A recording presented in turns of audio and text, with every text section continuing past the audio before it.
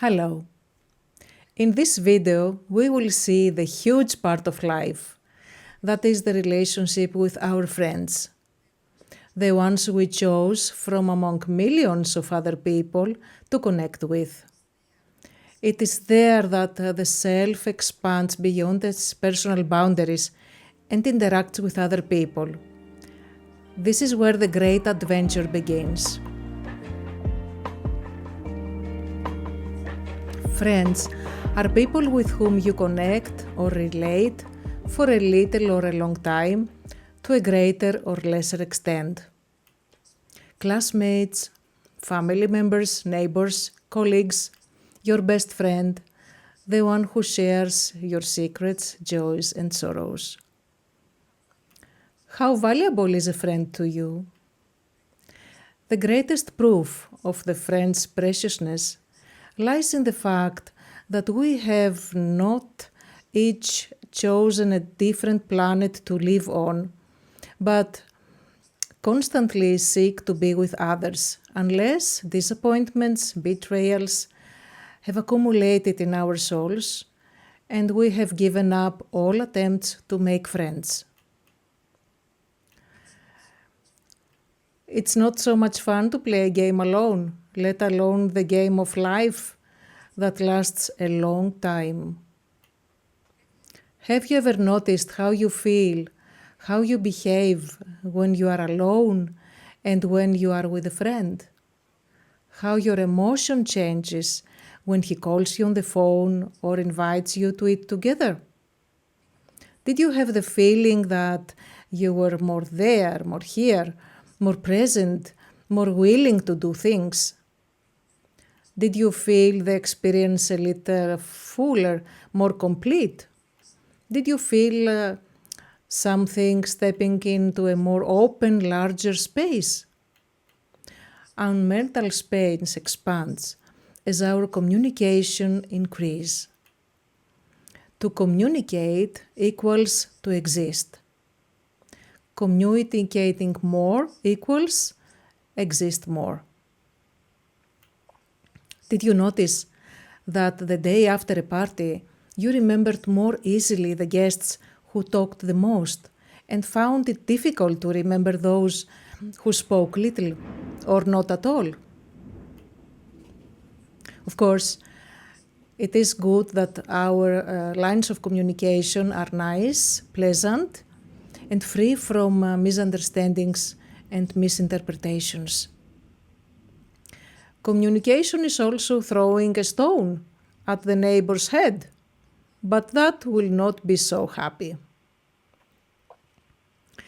The more powerful a person is, the more lines of communication he can have and maintain. Consider, for example, someone who lives only for himself, cares and takes care only for himself. Then see a man who takes care of his family. And then one who takes care of the community. And then one who takes care and cares about the good of a city and does everything he can to make everything go well. Which of them has greater size, power, and value? When we decide to hang out only with ourselves, it's like saying we don't want to care about anyone else. This is an effective way to deprive oneself of the joy of coexistence.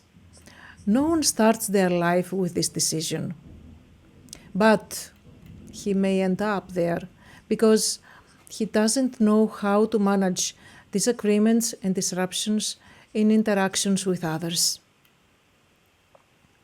Even if he wants very much to fix the glass that broke, he does not know how to manage personal stress and how to help the other person manage his own.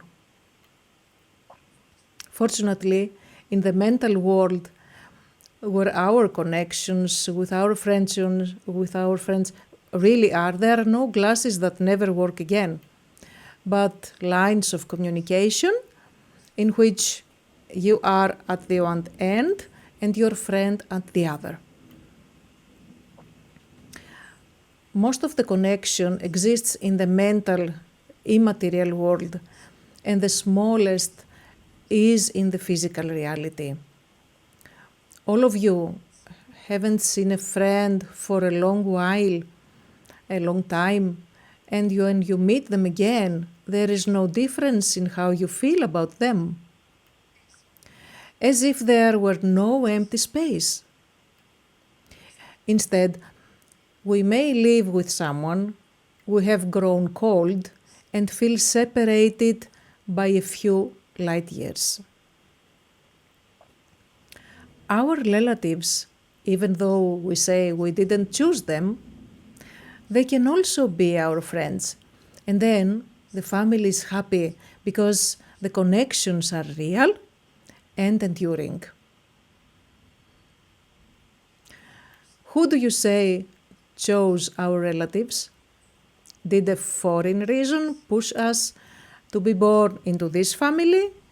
Or did we predetermine it according to criteria that then became indiscernible? Even if a strange mechanism threw us into our current family, there were our own personal reasons and criteria that made us agreed to enter this family environment and not another. Something suited us, the characteristics, the goals. Somehow we were moving on a similar wavelength. Just because I don't remember something doesn't mean it didn't happen. And our birth is not remembered, but it clearly happened. Before everything happens, there is a personal decision and therefore personal responsibility. Otherwise, it would never happen to us. Never have happened to us. When I say we decided, it doesn't necessarily mean we decided because we wanted to. What we diligently try to avoid or what we fear also happens. To keep something you fear away, you use your own energy to do that job. Something like having your own guards constantly protect you from the object of fear. The guard is your own energy that has the task of keeping the object of fear away, and so is constantly connected to what you fear. The things with which we have mental connection, sooner or later, when the conditions are right, will appear as facts in our material reality. Maybe today, maybe tomorrow, maybe after 100 lives. As you can see, our responsibility is greater than we ever imagined. Awareness, that is how much I know about who I am and what I choose to do, is a fantastic thing. It decreases and increases, spreads and narrows, and makes a whole lot of interesting changes. It's like having a plasticine in our hands. Well, it is about time to raise awareness a little, because it seems to have gone below the safety limits, where most of the data concerning us was found to be in the dark basements of the mind. And we found ourselves out of orientation, out of responsibility, out of control, not knowing even the basics of our very existence. There is nothing wrong with not knowing something. It also serves to feel the joy of surprise, discovery, and interest in the game of life. But if we don't know the basics and fundamentals, then even relatively easy and small things will look like a mountain. The way to learn what it takes to handle our lives is simply to ask the right questions. The wrong question will never give us the answer we need. It is because the question contains, encloses, and is linked to the answer. If you ask, what is stopping me from being my best self? You will get the answers that will make the obstacles known to you. And in that moment, when something is known to you, it loses the power it exerted over you. It is no longer an obstacle. You know it, you control it. Very simple.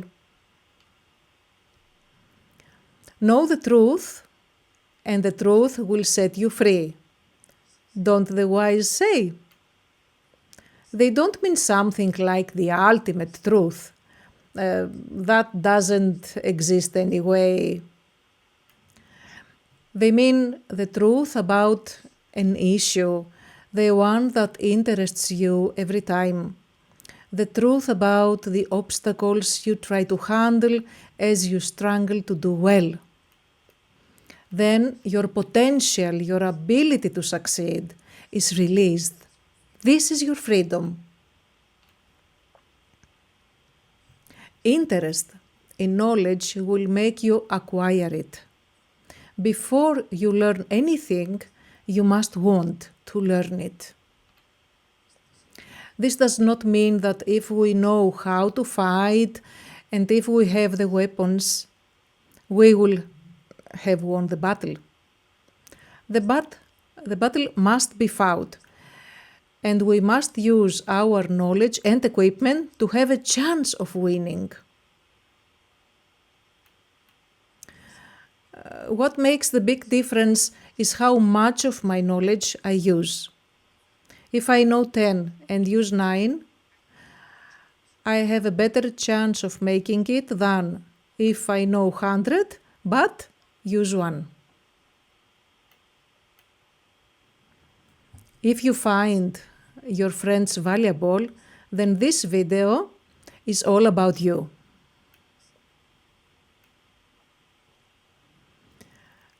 When do you feel that your relationship with your beloved friend, brother, partner, spouse is in danger?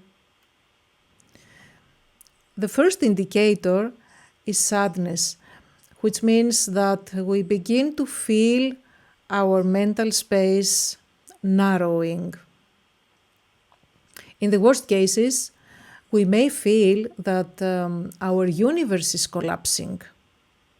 It depends on how much of ourselves was invested in friendship and also how much joint action we had. Living in the reality of linear time, where before an outcome there is a cause that caused it, something must have preceded it. Usually, the person starts to feel sad and just continues to be sad, I don't know for how long.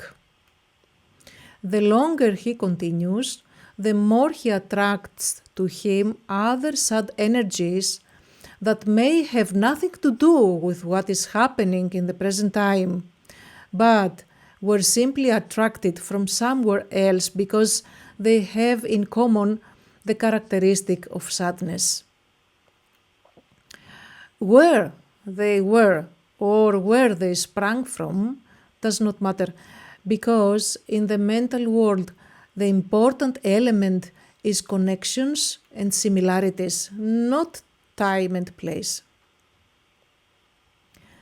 As this mechanism takes place, we have a completely unnecessary expansion of distress. At the same time, a relentless competitive dialogue begins in mind, with the dominant characteristic of proving oneself right and the other wrong. All these sad energies want to speak, and they talk non-stop and uncontrollably. At this stage, we still tend to talk competitively with our friend to give voice to our internal dialogues. Or we seek to talk to someone else, preferably someone who will give us right. The next usual stage is an attempt to save ourselves from the turbulence by deciding to stay away from the one who caused us the distress. Although something inside us wants to see the loved one again, we become strict with ourselves and forbid any contact. We feel an urgent need to move away from the source of mental pain, as the self-protection mechanisms is activated. This is the state of disconnection. The last stage is the decision of alienation, which means increasing and consolidating distance. Never again and end. I don't want to know him. All this would be fine, and the issue would have been solved if our energy field was not existing. But it exists, and we know it very well.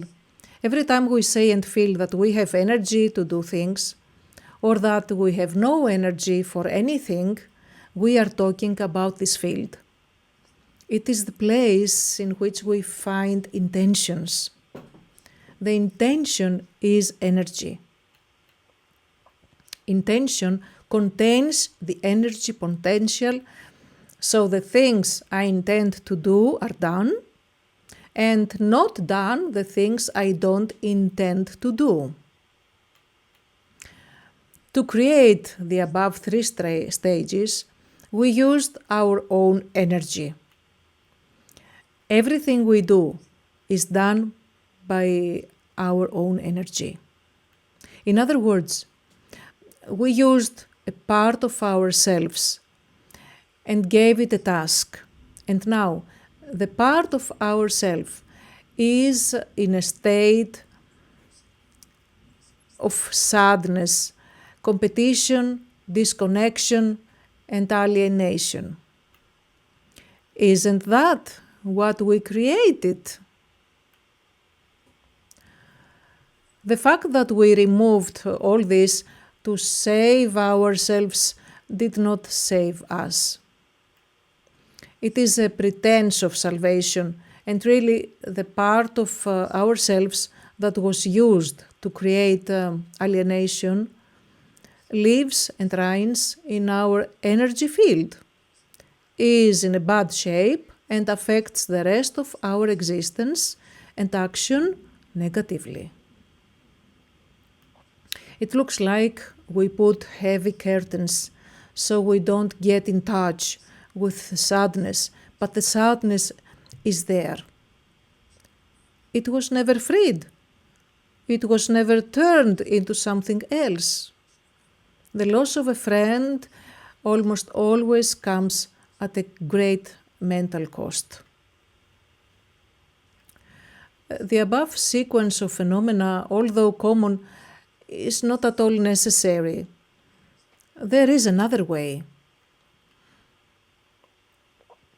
Look at what happened yesterday or 2 or 3 days ago, and you will probably discover the beginning of the sadness.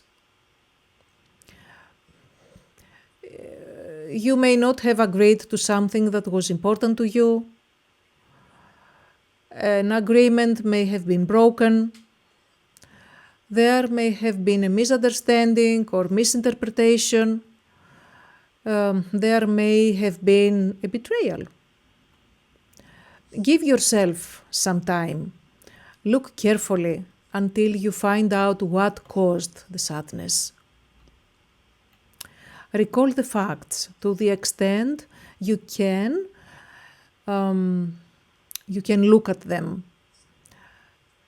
Look at them with some neutrality, as you could see a movie. Again and again if needed. In this way, you will really see what happened, what went wrong on both sides. You will gain an objective view as you will have a view of events from a higher level. Imagine a spectator watching a football match play from a grandstand placed in the center of the field and 3 to 4 meters high. The degree of understanding depends on our intention. We must want to understand something and work towards it. It also depends on how we look at an issue. If we look at it angrily, we will have a very poor and low view of it. If we look at it competitively, we will see it a little bit better than before. If we manage to see it with neutrality and fairness, this will be the highest point of view. We will see it clearly, and our ability to collect the situation will increase. Low tones are like very turbulent waters that do not let you see the seabed. You have to wait until they settle down and then draw conclusions and make decisions. Keep observing the scene until you feel good. This means in practice that when the observation begins, you will still be sorrowful, perhaps sad. You may feel that you are a victim. You may become angry or competitive. Just let any emotion that appears be expressed without judging or suppressing anything. It doesn't matter how long it takes. Continue until you feel good. Take breaks when you need. If you feel bogged down, go outside to an open space and walk observing the surroundings, the houses, the trees, the sky, the cars, the people, everything that's there. This is how you take your attention away from the mental and emotional area and drive it into the environment. This is how you will take control over the mind into your own hands. Do it until you feel good and repeat it as many times as you want. Many times people go out for a walk and continue with compulsive thinking. In extreme cases, but not so rare anymore, they walk and talk on their own. It is the internal dialogues that are no longer controlled at all, have dominated and are expressed out loud. There is a rule here. What is suppressed or avoided remains and persists, while what is freely faced and expressed finds its way out and lives. This is how you will manage the first but crucial handling of the situation. You will have understood, you will have seen clearly, since the emotions that usually clouds the scene will have been released. Although initially we tended to close ourselves off and not talk to our friend, this changes when we have faced the facts frame by frame. In the end, we are realistic and calm, and very likely willing to talk to our friend. Before talking to your friend, keep in mind that people change their ideas, opinions, preferences, and attitudes as they go through life. It's true that everything flows, everything changes, although the pace can vary greatly. And when it's time for something to change, to you or to others, better not try to block it. A man is free when he can have everything and everyone without having to have everything and everyone. And also, he can lose everything and everyone without losing himself. That is, without losing his mental balance, his strength, without diminishing himself as a being. In each new unit of time, you can observe if something has changed from any side. Evaluate the situation and make your decisions about the course from now on. People's paths converge or diverge. We coexist as long as we have common goals and can do things together. Nothing lasts forever in its present form and state. You have the right to keep love for a friend in your heart forever if you like.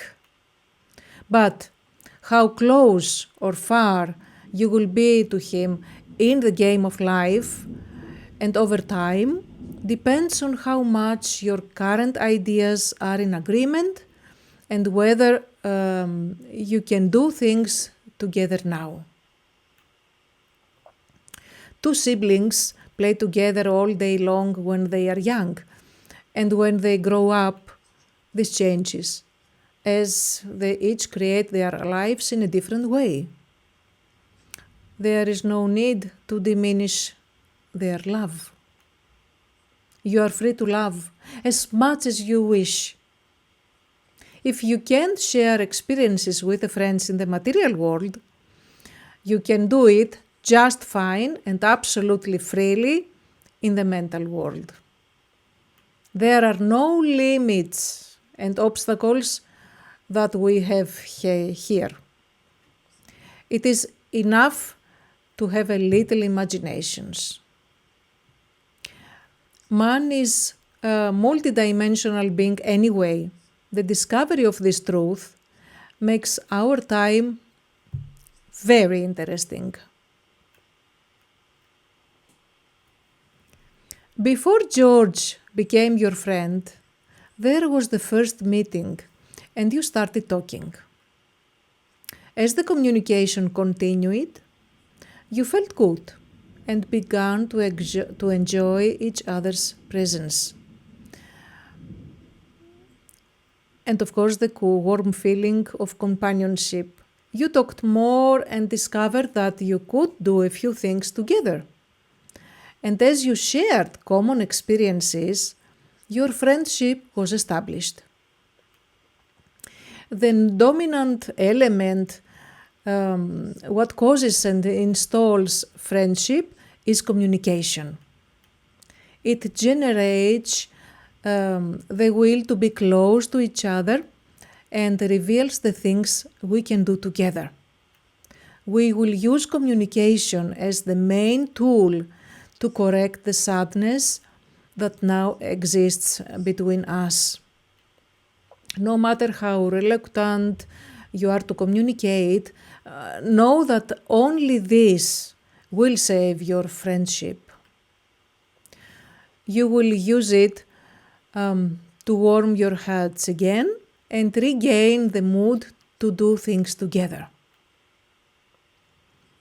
If your friend is willing to talk with you, express your opinions with kindness and courtesy, and do your best not to get involved in a competitive conversation, no matter how big the tendency is for it. Sometimes it's so big that I would liken it to how much we want to scratch a mosquito bite on our leg.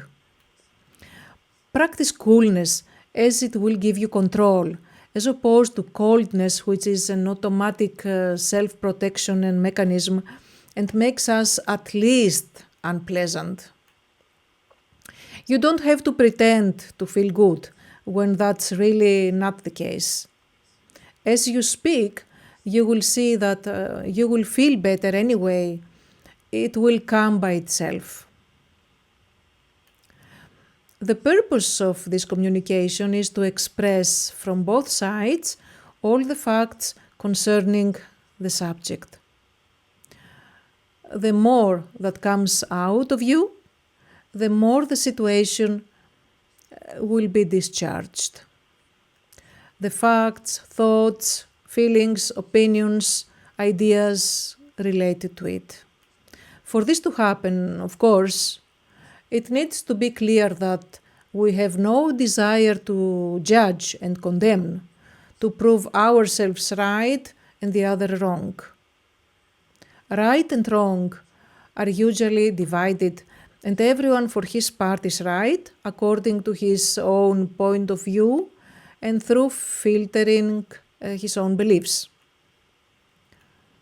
If you respect your friend's entity in all its lengths and widths, then it is very likely that he will respect you too. It is as if we are granting our friend the right to exist as he is and not to disguise himself in something that we would like more. If he does this, we will not have a happy friend, but a person who has distanced himself in order to be liked by you. And this may have bad psychological consequences for him. Every time your friend finishes what he has to say, make a friendly gesture that shows that you heard and understood him. A small smile, a nod, or a thank you for telling me, or I understood what you meant. So he will not have the need to repeat what he has already said. It is very important that the other really listened to us and understood what we said. Have you noticed how many times children repeat the same sentence to their busy parents? They do it until it is certain that dad heard and understood what they said. Don't be too hasty to protest or contradict. First, understand what you just heard. Remember to put a full stop and give the other person a chance to express himself. Your ability to listen is more important than your ability to speak. If you see that the effort for decent communication is not going well, put a gentle and polite end to it. In the meantime, you will have more data on how the other side sees the situation. If the issue is not serious and you would like to continue your relationship without dramatic changes, then take an action that shows the other person your friendly mood and disposition. That is, it shows him that there is still room for him in your heart and in your life. That you didn't throw him out. Without many words, with a smile, a touch, offer a coffee or a meal, a walk, a cinema, or whatever else you think. This way, you will both feel safer, more relaxed, more optimistic. Like when an animal finds shelter in the middle of a storm and knows it will survive it. If your offering or move isn't accepted right now, find other issues you have had or can more easily agree on. Something completely different from the hot topic that caused your sadness. Even the weather to talk about or the shopping list, something easy and painless, gives communication the opportunity to work its miracle. This way, the hot topic will have time to cool down and we will be able to catch it again later to work on it. It is neither possible nor necessary for people to agree on everything. But what is necessary is respect for otherness. Look for points of agreement and strengthen them. This will lead you to a good future, much better than strengthening the points of disagreement with your attention. What you focus on becomes the center of a circle and grows. You see that this is how we create life. By focusing attention on something, it inevitably develops.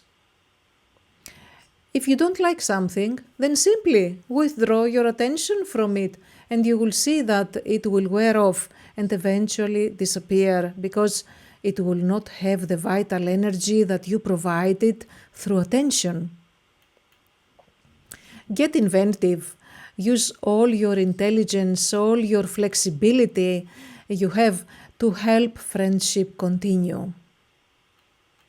The rule here is to practice what works and not to insist on what doesn't work. By doing so, the others will slowly begin to work. Your affectionate movements will gradually become more acceptable.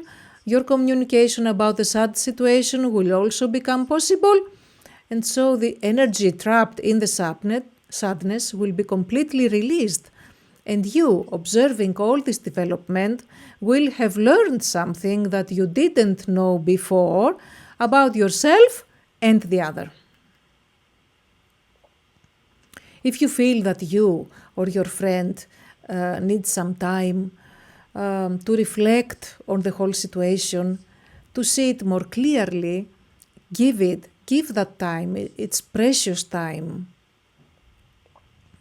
Move away for a while and then approach again gently as the sea wave moves. During this usually short distancing, continue to have good intentions and as far as possible have good thoughts about your friend. Telepathically, in other words, through energy waves, he will receive all this. Every thought, every emotion is an energy wave.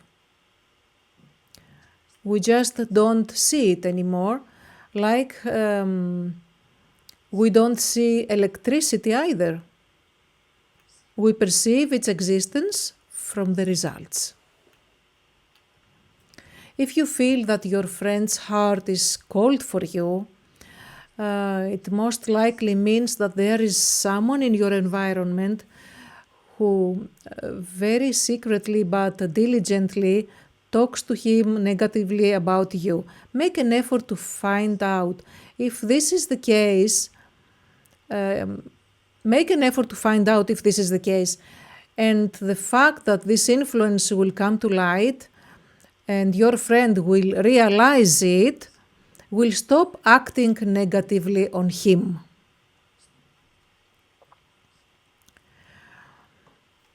The ability to restore a good state when it has been disturbed is of immense value. Every time you manage to handle a disorder, you and your friendship become stronger than ever before. Life is not a straight line, it looks more like a cardiogram. Even when you have done great, after a while you will still need to fix something. The life game played here shows a very pronounced characteristic of the need for maintenance and repairs. The only difference is how often and to what extent this necessity appears in everything that is created and exists here. Our closest example is the body that, if it does not sleep at most every 36 hours to do the necessary maintenance and repairs, is in danger of dying. If you now feel that it would be good for everyone to take a different path in life, either because goals have changed or because ideas have changed, do so with kindness and respect for everyone's right to change a life situation. All things have an end, and there is no reason why that ending shouldn't be good. In this case, the distance will be created, but this time it will not be compulsive. It will not be a pretense to solve a problem that has never been solved. It will have been created by mutual agreement. A new order will have entered in this area of life. It will be a positive thing. There will certainly be a period of adjustment to the new situation, but no one will suffer simply because no negative or sad energy will have been recorded in the inner mental space. Our energy field will be fresh and ready for new connections with new people. Communication does not need to be cut, but one can rationally and calmly adjust the frequency, quantity, and topics to the new conditions. There are, of course, cases where it has been impossible to achieve any of the things I have mentioned. Even then, we can make sure that no negative residues remain in our own soul and to some extent in the soul of the other. We can manage the situation by working on our own in a mental level. When it is not possible to communicate using the channels available in the physical universe, then we think of our friend with kindness and wish him well. We decide to be grateful for all the good experiences we had together. Gratitude for something good that we lived or had is the door that opens for other beautiful things and situations to enter our lives. When we decide on the quality and characteristics of thought and emotion, we operate from a position of cause and power. Love, kindness, gentleness are pure power like pure gold. Any departure from these qualities makes us weak and mentally unbalanced. Mental illness is precisely our inability to manage ourselves, others, and life itself. Hate is the shortest path to paranoia. You know, the difference between hell and heaven is whether and to what extent we manage to maintain a good image of the fellow man. I'm talking of course about personal hell, which is a restless and bad mental state, and personal heaven, which is a peaceful and beautiful soul. Every time we think negatively about another, we send the other energy that has the quality of our validation. Think of the energy you send as a small ball that you throw and sticks to the other. It is your energy, and you created it when you said that John is stupid. And of course, you directed it to John since for him you created it. It will remain there in John's mental space, but it never disconnects from you because it is your creation. John may not realize the whole event so consciously, although deep down he will feel it and will be sad. This creation will be a small piece of mental ugliness for both. Consider a set of many similar creations.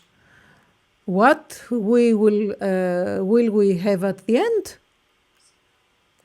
See now what happens if you create a good image for Helen, that she is competent in her job and that she has good intentions. Telepathically, Helen will receive the energy you send to her.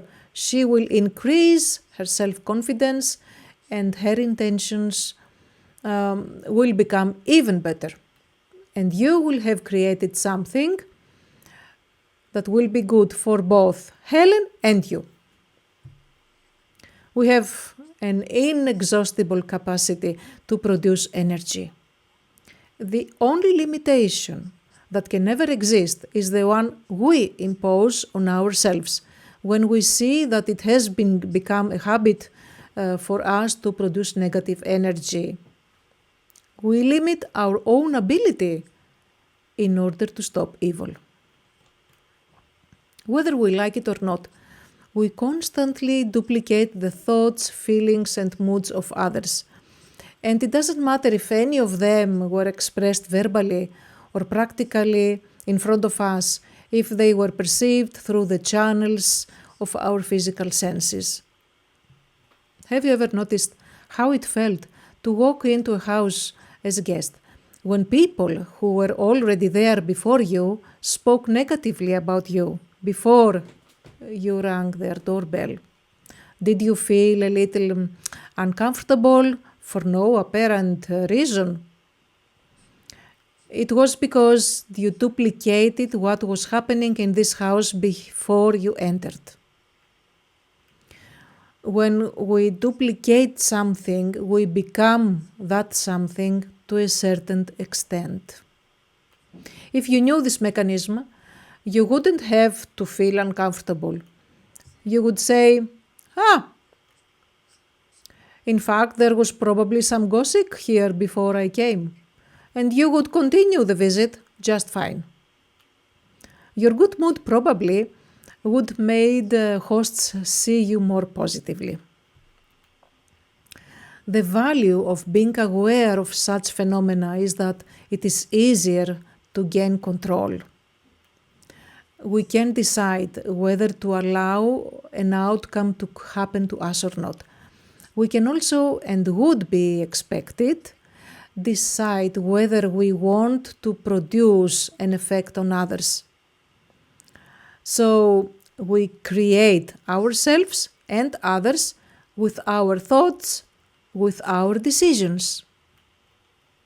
In the mental world, what counts is quality, and what makes things happen is intention.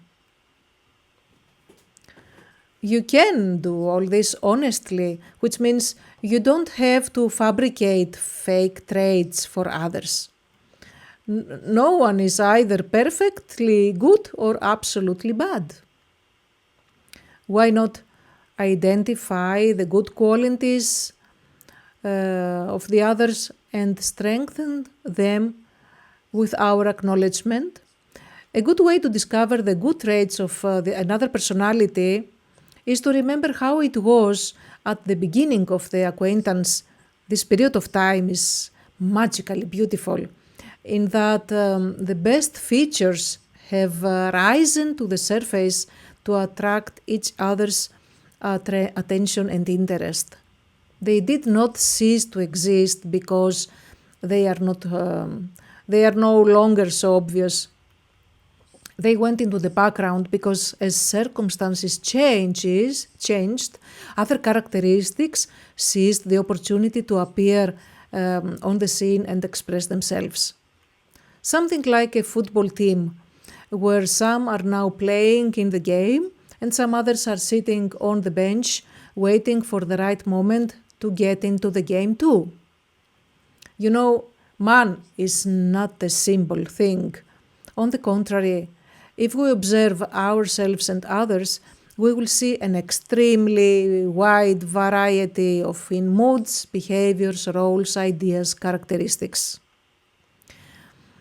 As you understand, we have a lot of power in our hands, and there may not be a greater one.